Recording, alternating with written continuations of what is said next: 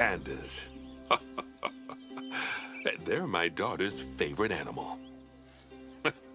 I think it's fair to say that if ever there was an animal which has captured the public's imagination, it's pandas. Oh, well, that's assuming you ignore cats and dogs, obviously. It'll take more than a cute bear to knock them off of the top spot. Oh, but did you know? Thanks to the incredible conservation work that's being done in China and around the world, pandas are no longer endangered. Amazing!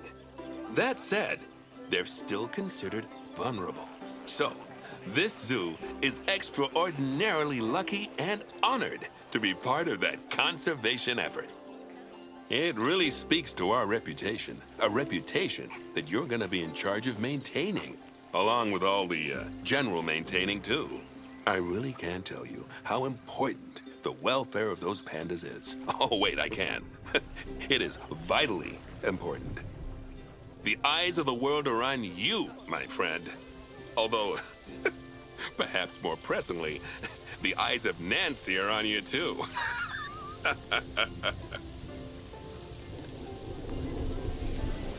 Welcome to China. This is Bernie's brand new Panda Celebration Zoo. So new, in fact, that it's not quite finished. But we'll deal with that later.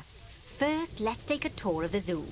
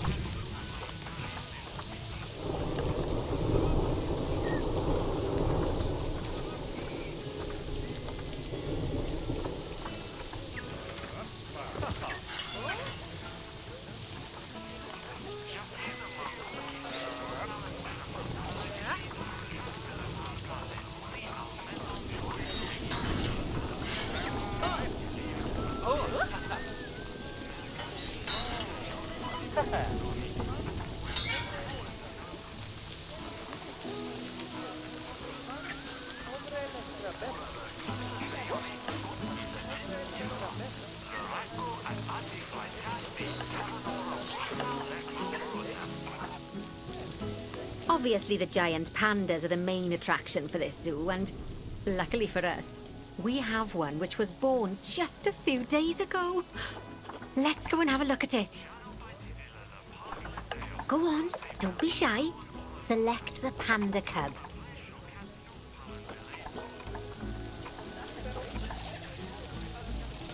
And click on the camera to enter animal camera mode.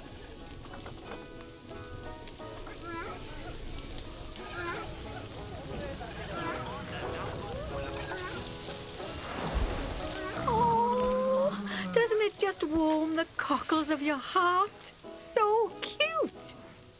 Did you know that giant pandas, or Ailuropoda melaleuca for being formal, are the only entirely herbivorous bears? They can actually eat up to 38 kilos of bamboo a day. Not that surprising, given that they'll spend up to 14 hours a day chomping away. I don't imagine this little fluff ball has that kind of appetite yet, though. Oh no. I just got word from one of our keepers that a sable antelope was placed into a habitat without going through quarantine first, and that they're displaying signs of disease. We'll have to move them into quarantine to stop the infection from spreading to the other animals. To do that, go to the highlighted habitat, find the infected animal, and then select them to bring up their information panel.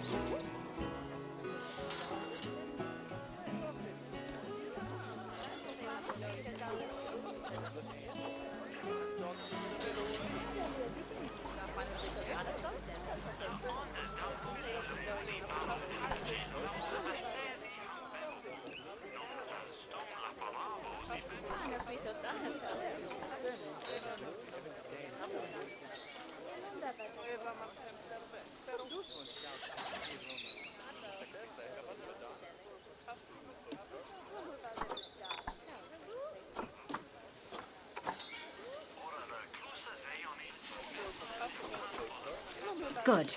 Now click Move and then transfer them into quarantine. I've highlighted the quarantine facility in the zoo for you. Good. Now click Move and then transfer them into quarantine. I've highlighted the quarantine facility in the zoo for you.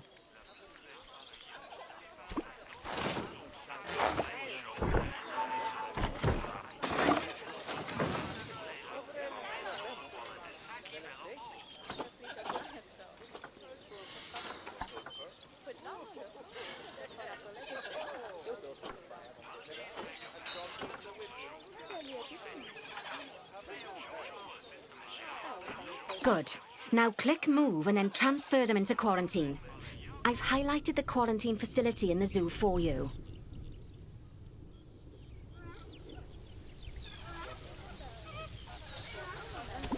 Oh, phew. That's a relief. Now that we've stopped the infection from spreading any further, we need to build a vet surgery so the antelope can be treated and then returned to his habitat. I've already highlighted where I'd like you to build it, so why don't we head over there?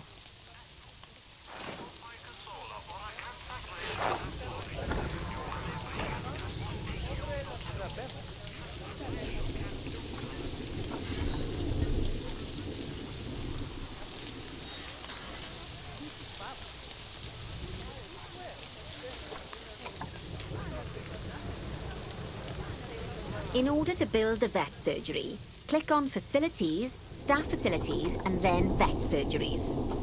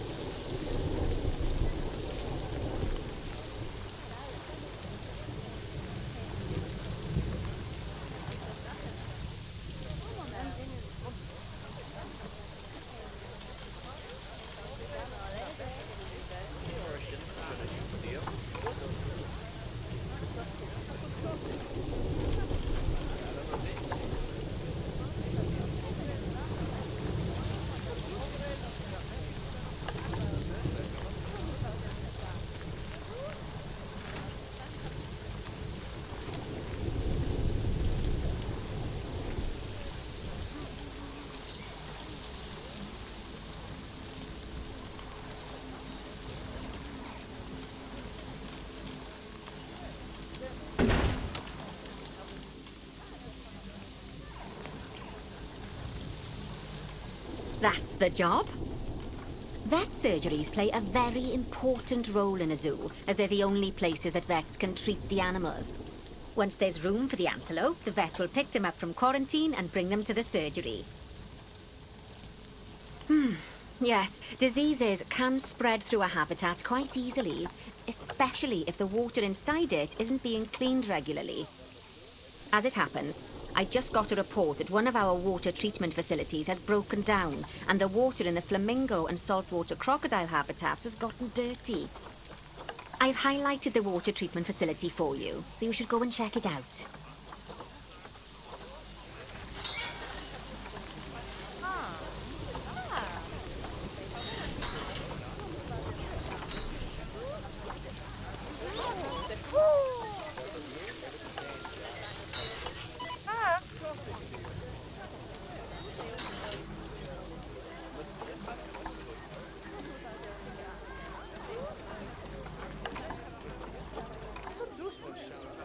That's the job.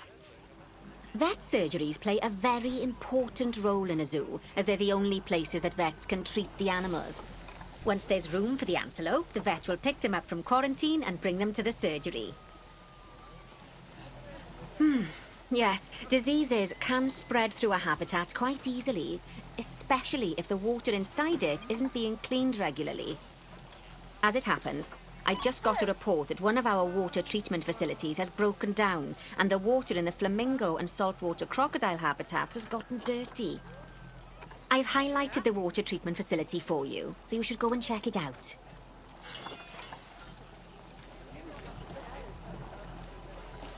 Good work. Now that the water treatment facility has been repaired, the water will be cleaned up in 2 shakes of a lamb's tail. You can also use mechanics to repair power facilities, transport rides, bins, benches, signs, and, as you already know, habitat barriers. Now, I'll be honest, I'm still a little worried about that disease scare we had, so I think we should do some research into it. Doing research into a disease can help prevent future outbreaks of it. And even if we do have an outbreak, it'll make the disease much less potent. I'd like you to start some research into bordetellosis. Disease research can be found in vet research, so head over to your research centre and get one of the vets researching it.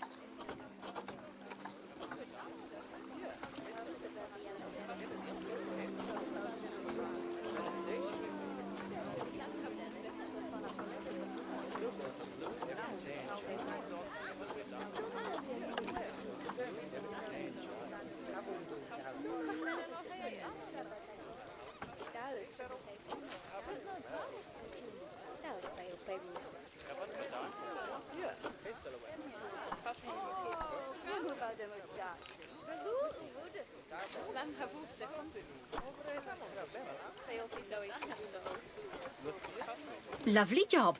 Once that research is complete, I expect we'll send that disease packing in no time.